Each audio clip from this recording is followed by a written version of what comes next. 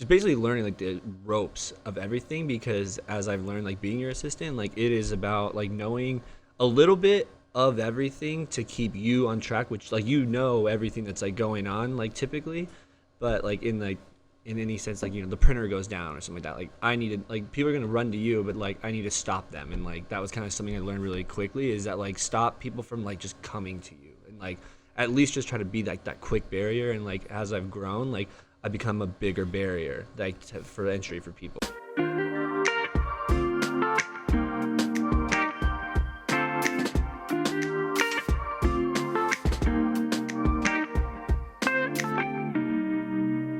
Welcome to the Whissel Way Podcast. My name is Kyle Whissel with Whissel Realty Group and eXp Realty here in San Diego, and I'm joined by Cody Stamm. I am Kyle's executive assistant out here in San Diego as well.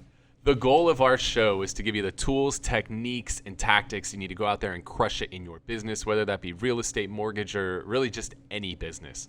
The way that we like to do that is to knock it out within 30 minutes. We want this to be the kind of podcast that you can listen to on your way to or from the office and consume the intro, the body, and the conclusion all in one drive. We don't want this to be one of those 2-hour long podcasts that you got to listen to little bits and pieces here and there. And if you guys enjoy the podcast, I love it. If you're watching on YouTube, make sure to hit that subscribe button, hit the little bell. If you're listening on Apple Podcasts, make sure to give us a review. That stuff really, really helps us out and allows us to connect with more people out there. So we'd love for you to help us out in that regard.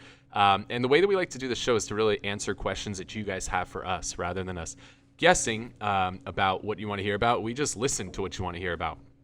So if there's certain topics or questions that you want to have us discuss on a future episode of the show, you could always go to thewhisselway.com, and you can ask us questions on there. You could subscribe to the podcast or the YouTube channel. You can join our referral network. We had a lot of people leaving California. We'd love to refer them out your way. Also, you can find out about upcoming events like our Media Mayor Mastermind event, which Brian Coaching, my media manager, and I host, which is a 2-day event. We go super, super deep into everything we've learned about creating video over the last 6 years together. We'll have one coming up either in December or November.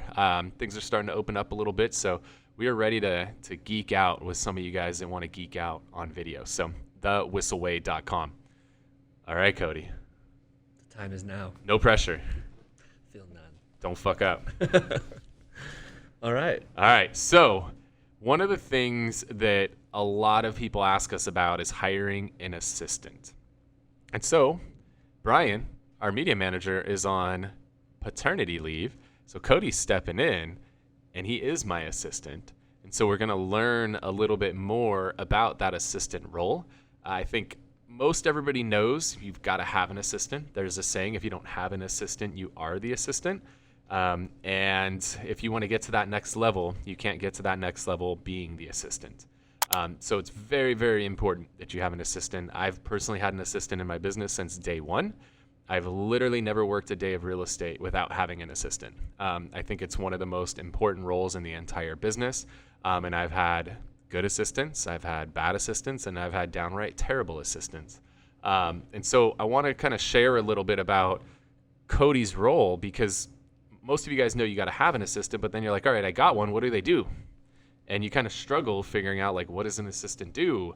How do I find an assistant? What are some tasks that they can complete for me? Oh my God, what do I do? How do I pay them? All this stuff. You kind of freak out about that. So we'll kind of turn it over, Cody. First, how did you hear about the job to join our group? I just graduated college. Was working in the bars and stuff like that, and I kind of got over it. And then I just started scrolling the internet. I mean, there's a lot of places to look. I mean, personally, I found Whissel on Google, and it was just like, I just typed in real estate because it's something I was really interested in, and I found it there.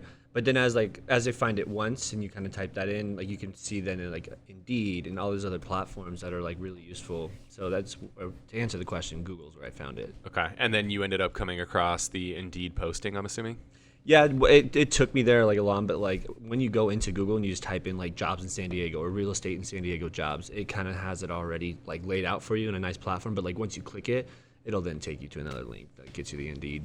Okay, gotcha. So you didn't go to Indeed.com. You just Googled jobs in real estate, recognized Whissel. Mm-hmm. And did you recognize it because of the video we shot at the restaurant? Yeah, like I mean, well, it was funny because I met you twice before, and I had like already knew who you were, and like born and raised in Santee, and I drive past this building all the time. So that's once I found it, it just looked. I was like, that's too easy. It's 2 minutes from my house. You can't beat that.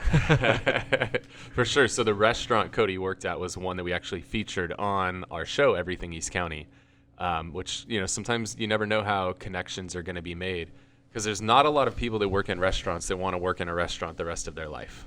Pretty safe to say, right? Yeah, I mean, you'd But also be surprised. There's some that you see. Usually but the bartender. Yeah, normally Not many you try people want to get out. serve tables the rest of their life, or bar back, or bus, or be a host. Or It's a lot. hostess. It's a lot of work too. It's not like that. It's like super easy. It's just it gets a little old for sure. All right. So you saw the Indeed ad. What did you do?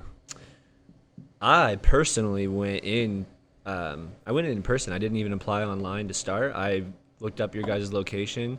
I saw there was the one in Santee, but then there was like the tower in North Park. I'm like, I'm going to the tower. If I'm going to go in, like I'm hoping he's there. And I just so happened to, like, you just so happened to be there that day. I didn't speak to you at first, but I came in with a resume, dressed up, gave it to Shasta, and that's how I started and moved on. And then after that was, like, you know, the actual process. Okay. So that's something to note, right? He did something different than everybody else. If you ever run an ad for an assistant, you're going to get like 5,000 applications, especially right now in COVID when there's a lot of people that are out of work. So be conscious of that you're going to get a lot of people who are interested. So, you know, one, I recommend that you put some sort of a test in place. So there's a lot of different ways to test people, but you can do things like something I've done in the past to say, hey, email your resume as a PDF file with the title Whissel resume. And if they don't email it with a PDF and the title Whissel resume, just delete it. Don't even open it. Because if they can't follow a simple instruction like that, they are obviously not going to be able to follow the instructions you give them when they are your assistant. So that would be an example. Or you could, I've had it too where I've said, hey, take your resume, switch the font to orange, and then send it to me as a PDF, just to see who's paying attention. Because it's amazing how quickly you can go from 5,000 to like 50 applications just by putting simple little tests like that into place. And obviously, if somebody can't follow the instructions up front, they're not going to follow them down the road. So let's just get those people out of the way right in the beginning. So did we put you through Spark Hire? Yeah, that was the very first process. Was like, okay, we're going to send you this. And it was a one-way interview, which that was really cool. I mean, it definitely tested me right there to like learn how to speak to a computer and like have no one in the room. It was kind of nice because it like brings your guard down a little bit, but it also allowed me to like really think of my answers before I just like jumped in there. Like they are timed too, and you can only do like so many attempts, but I thought that was a really cool, interesting way. Yeah, so we use a service called Spark Hire. If you go to sparkhire.kylewhissel.com, I think you'll get a discount. Spark, S-P-A-R-K, hire.com, .kylewhissel.com. And the way that this service works is that it's a one-way video interview. So I record questions on video, and then Cody, at his leisure, could take the interview. He could do it at 2 p.m. He could do it at 2 a.m. Doesn't really matter. So he watches the question via a video and then holds his phone up or his webcam, and he records his response to the question via a video. And goes through, and you could do however many questions you want. I recommend 5 on an initial interview. And my favorite question to open everyone with is tell me about yourself. It's my favorite question to start any interview, whether it be a Spark Hire video interview or an in-person interview. Start out with tell me about yourself. It's a fantastic question because people will be like, well, what do you mean? Like, just tell me about yourself. Just leave that shit open-ended. See where the conversation goes. Are they going to go like straight into business, or are they going to be like, oh, I live in Santee, I'm married, I've got a daughter, I've raised pigs, and blah, blah, blah. Like, are they going to tell you about who they are? Like, it's really interesting just to see how people respond. But what it does do is it takes their guard down a little bit, because when people come in for interviews, they're like so nervous, and they're like, oh my gosh, what questions are they going to ask me? And they're going to ask me like, tell me about a time where this, and then I'm going to have to think, like, just like break the ice and like help somebody relax, because it's a nerve-wracking experience to sit in on an interview. So just help somebody relax. And most people can talk about themselves. If somebody can't talk about themselves, like you're going to have a problem, right? Like it's a pretty big red flag. So just a note, that tell me about yourself question is fantastic. And little secret, pro tip, I do the same thing when I go into listing appointments or when I go into buyer consultations. because everybody's expecting you to like sit down at the table and start like giving this presentation. Just sit down at the counter with the seller and just say, hey, tell me about yourselves. They're like, what? Because the other person they interviewed started going in and told them about how great they are. Yeah. When you actually like, hey, tell me about yourself, it's pretty amazing what happens. So that Spark hire, he can do the interview at 2 a.m., 2 p.m. And then the beauty is I could watch his interview at 2 a.m. or 2 p.m. I could watch it whenever I want. I could watch a little bit now, a little bit later, a little bit, tomorrow morning.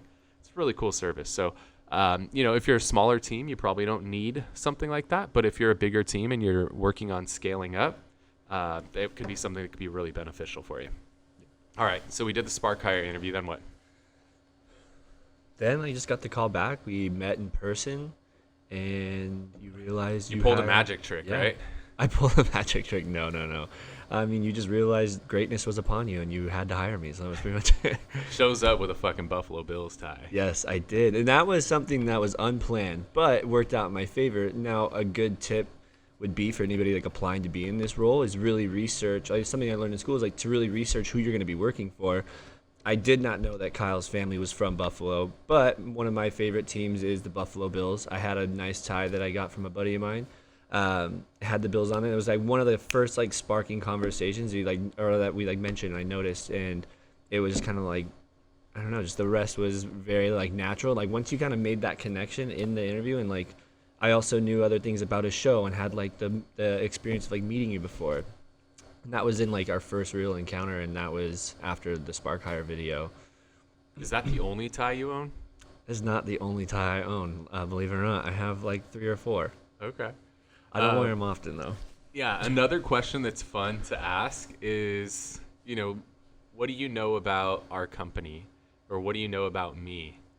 Because somebody who's really interested in a position is gonna have done some research. If somebody's done no research, like that's, I don't know that that's a red flag, but it's like an orange flag. Like, I don't know. Would you walk into, like a construction place and just say like, I want to work here, but don't even know what they do? Well, construction guys tend to do that. I got a hammer. You got somewhere I can swing this thing? Right. I guess you're right. But I don't know. I think you're But you totally want somebody right, who shows some genuine, interest. Yeah, like this is a career path that I've like chosen to take. Real estate has been something that's like really interesting to me. So why would I not? Even every real estate, you choose your brokerage. You don't just go in like, I want to if you are doing this and you're doing it wrong, like you need to go and like research what kind of like splits you're going to be getting and all those other types of things that you wouldn't just walk in and take the first thing you get. One thing I've learned from you is research 3 different options for everything you do. So it's like there's no reason this was one of the first places I went, but like I had done enough research so I didn't want to talk to anybody else. So that's definitely super valuable. All right, cool. So the next thing was we decided he was the right fit, and I didn't offer him a full-time job. I offered him a 2-week contract. This is something I've learned that's very valuable too in hiring is if you hire somebody full-time and they don't work out, now you've got to fire them and go on unemployment, and it creates a whole mess of issues. So something I learned is to put people on a 2-week contract when they start out. Luckily, Cody wasn't actually my first hire for this most recent position. I hired somebody else and I put him on a 2-week contract, and in 2 weeks the guy got 3 parking tickets, and one of his tasks was to put a couple chairs together that we had gotten for the office, and he didn't even know what a Phillips screwdriver was. And it took like a week to put 6 chairs together, like the one I'm sitting in right now. It was just, there were red flags all over the place. He just did not have it. Like, he was hungry and he wanted it, but that was about it. Yeah. We're focused on this EOS model, entrepreneurial operating system, and they have something called GWC. And G is get it, W is want it, and C is do they have the capacity to do it. That kid wanted it. That was about it. He didn't get it, and he sure as hell didn't have the capacity to do it. Like, one of the jobs is to drive with me. Like, you got 3 parking tickets in 2 weeks. Like, where were we gonna go from there? Like, holy cow. So, putting somebody on a 2-week contract's great because that kid didn't work out.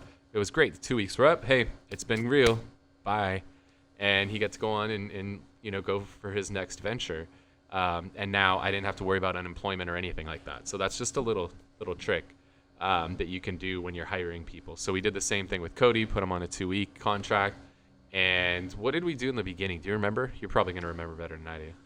What did we do in the beginning? As far as like what kind of task was I given? I was tasked to fix these chairs. Like the other kid fucked up.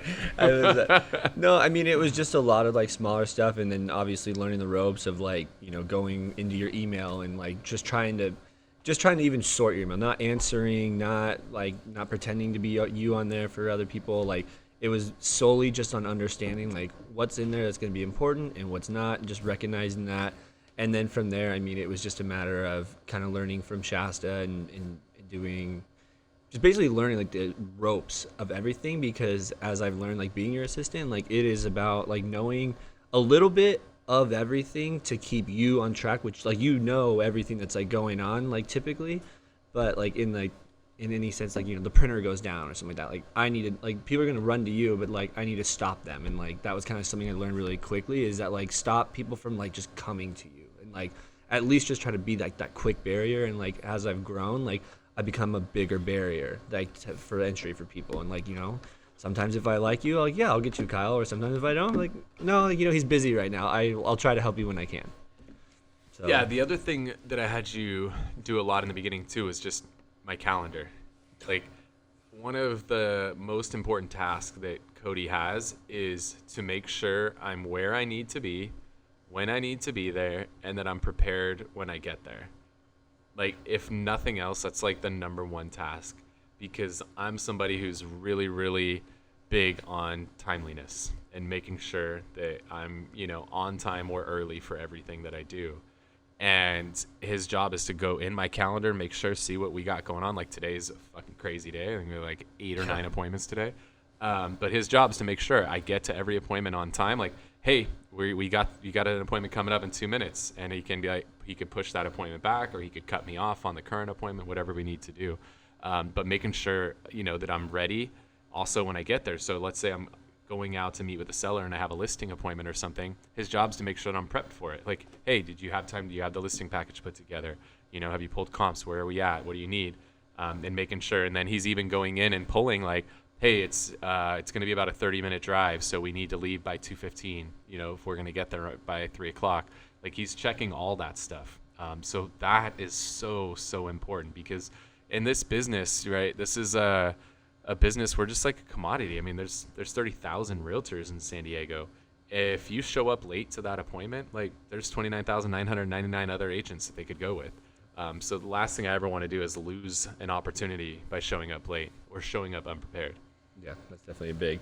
I mean, it's honestly, it's something that interesting for like, this is me speaking towards like anybody that like wants to be an assistant and all. Like that's not just something like, oh, it sounds easy. Like it's not always easy pulling you from a meeting or getting you somewhere exactly on time, because like there's traffic, there's other factors. I mean, like it honestly is like you said, it's very important, because if I don't, like you said, things get all pushed back and they go, everything just gets moved. And like you said, like time is like your most, what do you always say?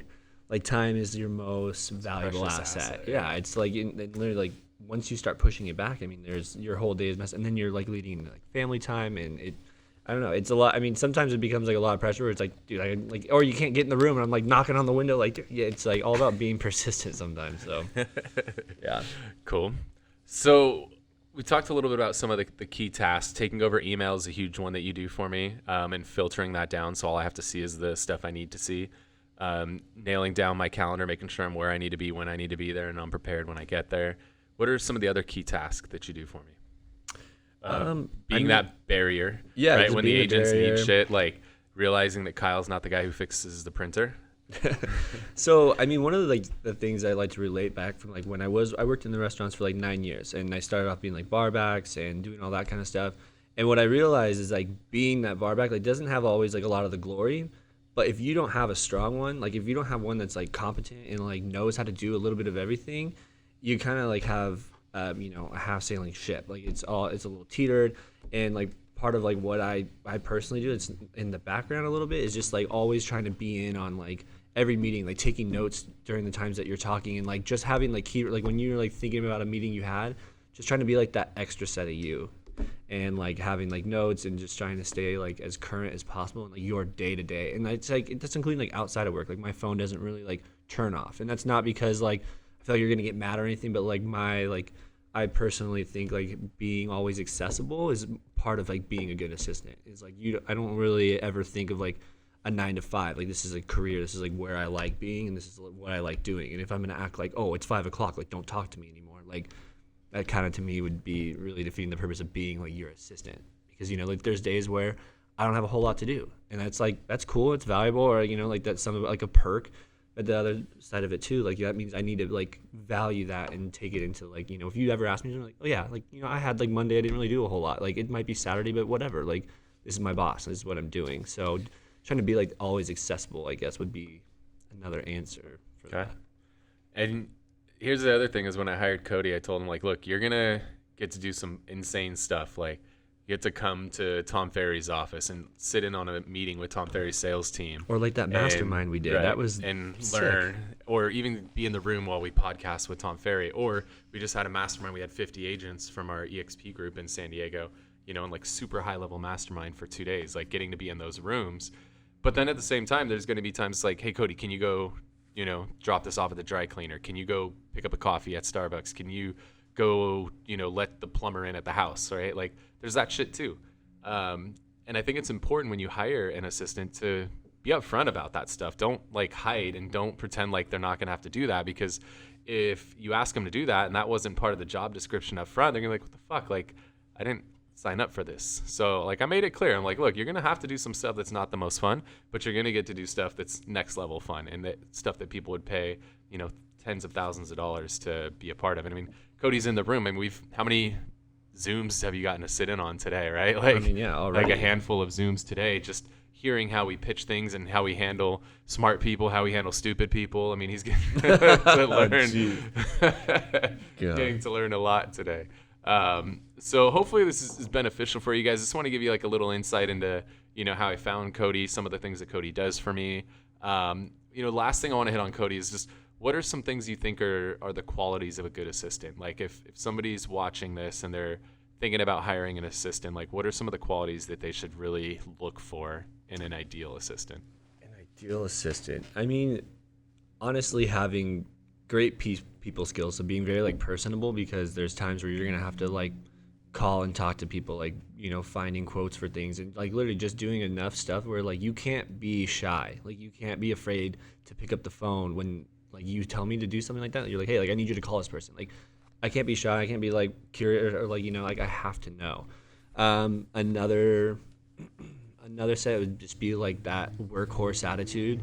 You don't really want like someone who's like really like trying to be like innovative and like trying to do like you want innovation stuff, but like if you don't have like that workhorse mentality of like let's just get this done. Like I know it's not like you said, it's not like a glorious like putting together chairs, but like you need someone to do it. And like you're not going to have the marketing director do it, you're not going to have the media team do it. Like that's now like just taking that ownership, and like that's another, I guess, key thing too, is like having like extreme like ownership of like what you're doing. And like they have to, like when they have that interview with you, like you need to be able to read them and understand that like they know what they're getting into, and like they're proud to do it, and they have goals like later on as well.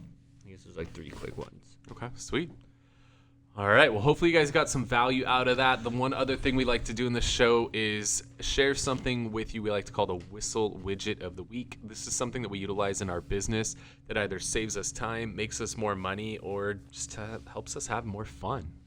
So, Cody, what do you got for us today? Cody was pretty nervous about this part of it. I didn't know what I wanted to do. Cody's known this was coming for a while, and 5 seconds before we start, he started ginger panicking. Yes. And here we sit. What'd you come up with? Well, I was going to do an app, but now I'm thinking I should do my Apple Watch. I just got this bad boy. It's been covered? Yep. So now you got to go to an app. That's lame. Well, okay, the app I was going to talk about is this app called the Spar app. It's kind of... it's been done that. You've done that as well? Yep. Oh, no.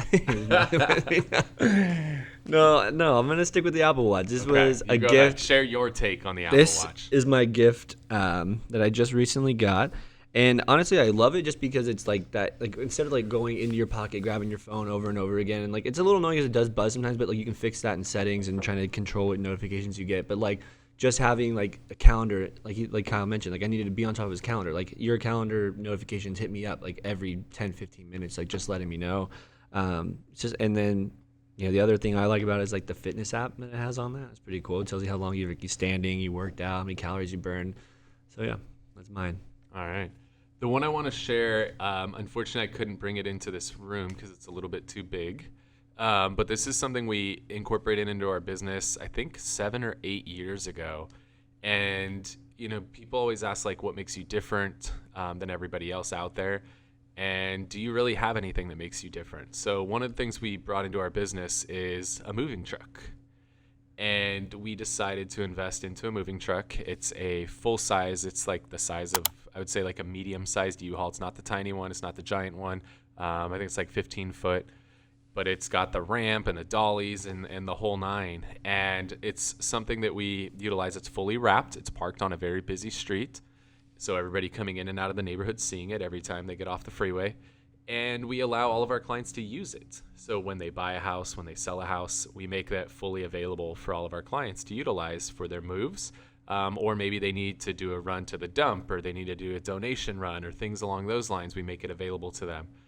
We also make it available to the local schools, to nonprofits, to churches, things along those lines, to have it be a community service thing as well. Because I run a nonprofit, and I know it's very, very difficult to do those things. And anytime that we can do something to give back, something that we're huge fans of. So we got a moving truck. We used a company called On the Move Trucks. If you want their info, shoot me a DM on Instagram and I'll hook you up with their info. They made it really, really easy. They got us the truck, the wrap, the insurance, the blankets, the dollies. I mean, they set this whole thing up. We really didn't have to do much. They provided us a graphic artist to help with the wrap. Like, they made this really, really idiot proof, made it really easy for us. And our moving truck is used on average like 4 to 5 days a week. So, that thing is constantly out and about all around San Diego with our brand all over it.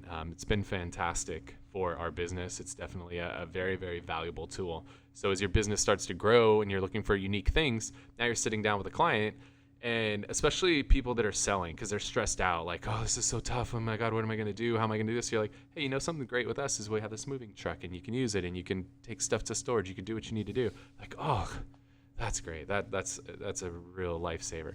It can be really valuable. And then usually clients, when they drive it, they take pictures, they post it on social, and that, gets it out there to more people. So shoot me a DM. I'll hook you up with the info for the company that set us up with it. And Thomas will find a way, at least if you're watching on YouTube, to put a image of our truck in there.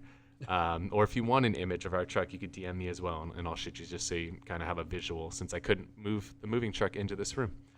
All right, guys, hopefully you got value out of the show today. If you have questions you want to have us answer on a future episode of the show, you can always go to thewhisselway.com. You can ask us questions, subscribe to the podcast, the YouTube channel, join the referral network, and find out about upcoming events like our Media Mayor Mastermind, which is a 2-day video intensive that we do here in San Diego. If you guys enjoyed the show, would love it. If you're watching on YouTube, hit that subscribe button, hit the bell so you get notified when we release a future episode. Or if you're listening to the iTunes podcast app, make sure to give us a review on there. We'd really, really appreciate that so more people can learn about it. I want to thank you so much for tuning in to this episode of the Whissel Way Podcast. Wait. Before you leave, I want to share some more tips and tricks that we're using in our business to take it to that next level. Just click right here. And don't forget to subscribe. Click right here.